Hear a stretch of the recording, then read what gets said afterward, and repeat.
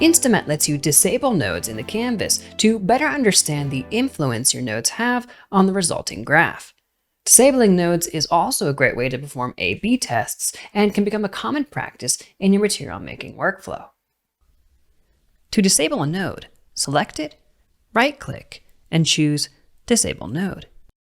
You'll notice that the node's appearance changes and that a sleeping icon appears in the top left corner. You'll also notice that some of the input names have grayed out. This signifies what the node will pass through while in a disabled state. The Canvas preview also updates to reflect the current pass-through information. A quicker way to disable a node is by pressing the H key. This toggles the current disable state, meaning if a node is currently disabled, it will re-enable it, and vice versa. By doing so, you can do A/B tests to determine which effect you like better. Disabling isn't limited to image-based nodes. You can also disable meshes.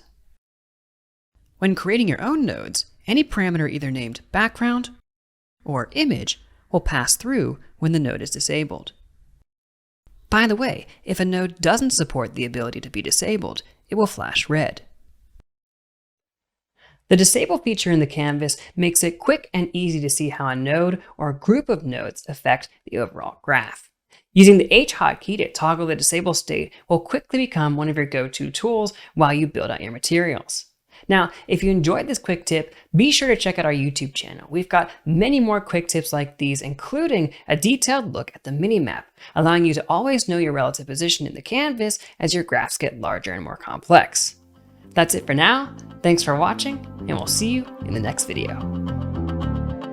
If you enjoyed this video, drop us a comment below and don't forget to subscribe. For the latest news about InstaMAT, please visit our website and follow us on Twitter.